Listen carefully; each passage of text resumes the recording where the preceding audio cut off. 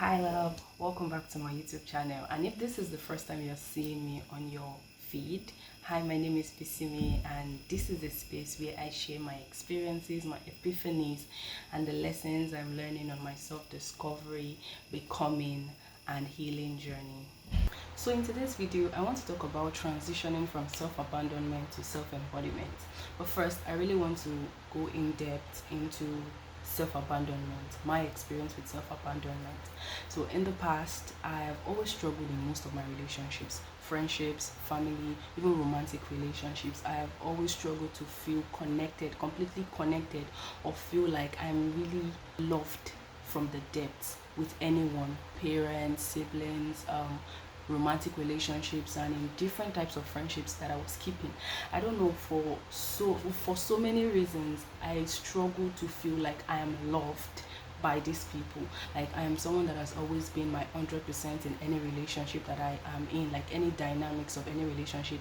I always, like, because I'm someone that feels deeply. As an empath, I feel so deeply.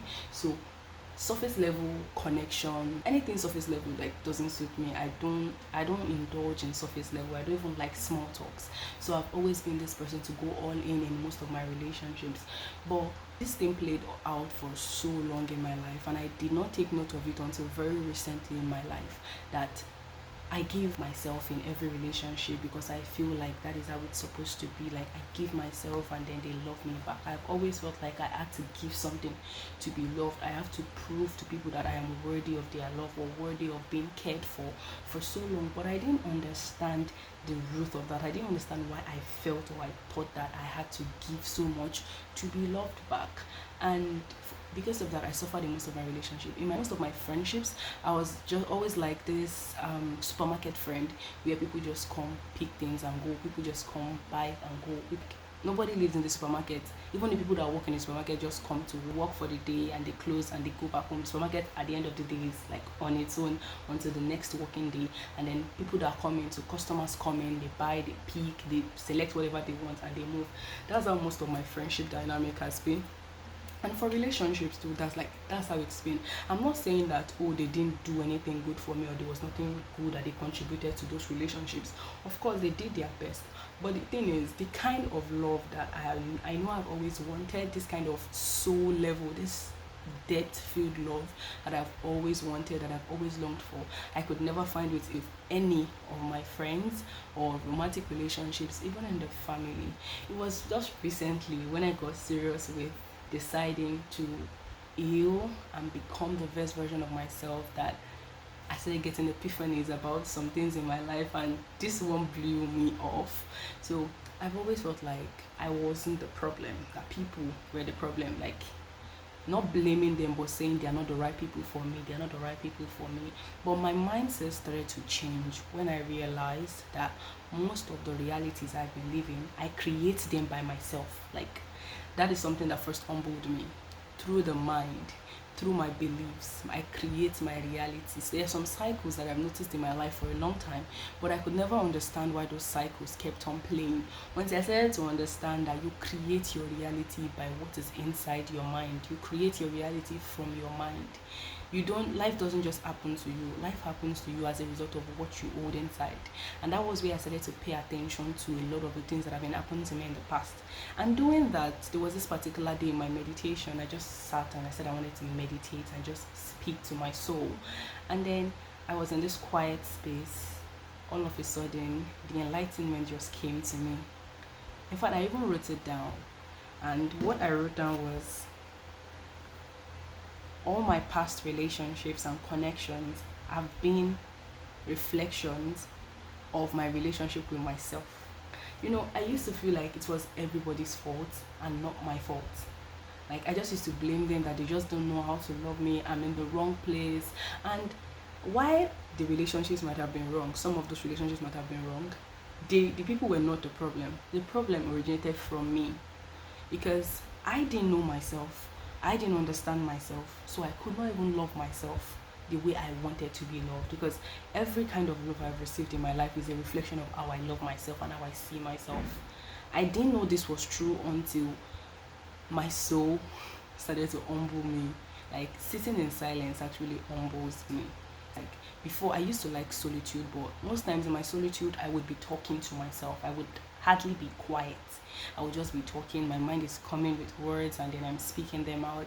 But lately, after I started cultivating the habit of sitting in silence, laying in silence, I started to hear my insides actually speak the truth of the things that I hold, things that need transformation, and things that need me to act on them. And one of this recent one was this realization. I discovered that not knowing, not understanding, and not loving my own self at soul level with depth is exactly why no matter how hard I tried or how much I explained, no one from my past could ever love me the same way I wanted to be loved. The day this came to me, I was like, what? It was just like somebody was speaking to me, but it was my voice. It was like I was speaking to myself. And it's just like this mind blowing epiphany because I'm like, wait, ordinarily I would never think this way. So why am I receiving this? But because I had been practicing meditation and breath work and just being quiet, I knew and I understood already that I could not fight this kind of voice, especially when it brings something that is unusual. I know it's a message. Even if it is deeper than what I'm hearing, receiving and accepting it will allow me to be able to sit with it and fully understand. And then continuing from where I said the same way I wanted to be loved, says, and why I could never attract the kind of love I thought I needed, but ultimately continued to attract the opposite of it into my life, in friendships, in relationships, family, and communities. And this is absolutely true because I've always been this person that I don't necessarily want to be soft on the outside, but on the inside, I know the kind of love I want. I know the kind of love that I would love to have. Well, I didn't understand myself then because I was this very distressed empath that just absorbed things and majorly lived life from the perspective of a distressed empath. A distressed empath doesn't know when to stop, doesn't know when to stop giving, and just thinks that they are subjected or they are meant to continue giving like that. They are meant to continue serving people at the detriment of themselves. And that was the way I was then in most of my relationships, friendships, and especially romantic relationships. And unfortunately, people took advantage of that a lot because I'm this person that I would love you to the fault, even when you're doing the worst things to me. I forgive the most stupid things, but thank God I'm not like that anymore. So, right, this epiphany really blew me because it humbled me and I sat with it. I looked at it like, did I truly not understand myself then? Like, so not knowing myself is the reason why people could never know me the way I wanted to be known. Because one thing I've always wanted in my life in the past is just to be seen as who I truly am, not who I pretend to be or not who I am on the surface. I want people to see my soul for what it is. I want people to see my art for what it is, but for some reasons they could never see it. It was just like everyone was working with glaucoma and they couldn't see beyond the surface of who I am. And it was really painful because I sometimes I even explain to people that, oh, this is who I am, this is how I relate, this is how I love to relate. No matter how much I explained, they could never understand it. And now I understand why they couldn't understand it, because I myself was just talking from this observer's perspective. Like, I was just observing myself from the outside. I didn't really see myself inside. Like, I didn't sit with myself enough to understand the depth of who I am. Truthfully, I am a soul depth human. Like, I am a human being with a very, very deep soul. I have this soul that is so deep, and I always crave soul level connection. I always crave soul level kind of love, soul level kind of care, soul level experiences. Yes, I don't like anything surface, and unfortunately, it has left me in this place where I've been in a lot of disadvantages, like for a long time in my life. But thankfully, this epiphany started to set me free, because what I got from it is that I have been abandoning myself in the past, and is why I could never find the kind of love I wanted. Not like I was actively looking, but the things I was attracting, the people I was attracting, the opportunities that I used to attract were not speaking of love. We're not really speaking the soul level kind of love and connection that I really wanted in my life. But it was just because I wasn't living as myself. I was living as a stranger. I abandoned myself and I'm trying to live as someone that I'm not. And that really made me suffer a lot. And same thing that day, I asked and I said, so what do I do from here? Like, what is it that I'm going to start doing? Finding out that the reason why I could never be loved the way I wanted to be loved, no matter how much I explained, wasn't because people were necessarily bad, but because I didn't love myself and they were just reflecting who I was at that time. And I'm like, oh, so what do I do? And then I got it that what I need to do is to start transforming who I used to be in the past. Transforming not by becoming a new person, but removing the layers, all of those layers that felt like I was pretending, that made it feel like I was living a false life. I needed to start peeling off those layers one by one and then start uncovering the truth of who I am. And it is in uncovering the truth of who I am that I start to embody my truth, uncovering the layers of what I thought I was or who I thought I was to be, and start accepting who I truly am at the depths. And then by accepting who I truly am, I am giving myself permission to embody it. And it is through that embodiment that I now start to attract the people that I truly want to attract in my life, even if I don't understand fully the kind of people I want. Because right now I am just starting to really know myself. I can be sure that if I decide to be true to myself and embody the truth of who I am, regardless of who's not comfortable or who is comfortable with it, I can be rest assured that I would attract the right people in my life, and when they come, I would definitely know. So I asked, I said, now from this realization and revelation, what then is love to me? And then it just came to me. It says, love is pure devotion to myself, my body, my soul, my heart, and my life. I'm like, wow. Because all my life, I've always felt like love is to give out. Love is giving out, not giving to myself. And then hearing that my new understanding of love from this epiphany is that I start to pour back into myself.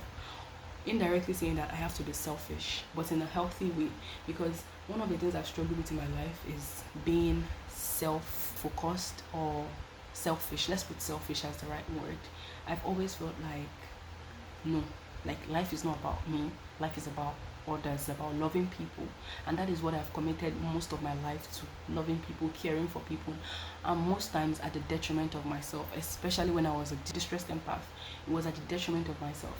And then realizing is receiving an enlightenment from my soul's voice, my intuition, that love now to me is loving myself, pouring into myself, devoting to myself. It really felt so jarring at the time because I'm not someone that is used to being selfish. So it didn't make sense to me immediately. But I got this about 3 weeks ago. But from then till now, a lot of things have played out in my life, and I can see that, oh wow, being selfish is actually not a bad thing. Being selfish is just literally being self-focused and just putting the attention on myself, how I feel, how I am, what I'm doing with my life, what I'm not doing with my life, what I want to do, being dedicated to my dreams, my goals, starting to relearn things, being observant of my thoughts, being observant of patterns in my life, transforming the ones I don't want and embracing the new ones that I want. And I'm like, wow, because I've always thought about these things. I've always felt like they mattered, but in the spaces, the communities, and the connections I had and I found myself in the past, they made me feel like it wasn't important in a very subtle way or indirect way. They made me feel like it was not important. So I could never find the courage to actually dedicate time and intention to focusing on myself. So this is like really liberating to me. Finding this out was really liberating. Another thing is I asked again and it said, love is honoring my own soul desires and calling. Love is being a present participant in my own life. Love is taking ownership of my life and my journey. Love is focusing on my own self-actualization. And love is speaking kindly, compassionately, and softly to myself. Come what may. I've always heard, especially since I started becoming serious and committed to my journey of personal evolution, spirituality, I've been hearing people say the answers to all that matters in your life is within you. The answers to everything that you need is inside. I couldn't really understand it, because I'm like, what do you mean? I feel like I don't know anything. So how can you be so sure? And how can you tell me that the answers to everything that I need, the question, how I can get my finances better, how I can help myself feel healthy, like feel emotionally healthy, and attract the kind of relationships and connections I want. How can you tell me the answers to all of those things is inside of me, and I still don't feel like the answers are inside? But when I started to intentionally be quiet and be silent, like just quiet things around me, I myself am not constantly thinking, learning to pause my mind, learning to calm my mind and just bring my mind to a state of neutrality intentionally, I started to hear things. I started to receive answers. And these answers didn't come from someone. Like most of these answers didn't come from outside. It came from inside. And all I needed to do was to be quiet. Although it's not very easy, especially if you're someone that is not used to being quiet, not used to being by yourself, or not used to being in solitude, not used to embracing solitude. It can be hard. But for me, I've always loved solitude. But my solitude is hardly quiet. I'm always talking to myself. Like I'm always loud, talking and talking and talking. But it's been different lately. I've been quiet, I've been listening, and I've been receiving, and it's been changing my life, and I'm so, so grateful. Yes, that is all I wanted to share concerning self-abandonment to self-embodiment. So basically, my transition is going from a space of not loving myself, not knowing myself, not understanding and accepting myself, to becoming selfish, self-absorbed, after loving myself, caring for myself, and knowing myself. And boy, has it been amazing, because there are a lot of things I've been discovering about myself, but I'll be sharing about those in other videos to come. So that is it. If you loved, resonate with anything I shared, remember to like, subscribe, and also drop comments. Let me know what you think about this video, and I will see you in my next video.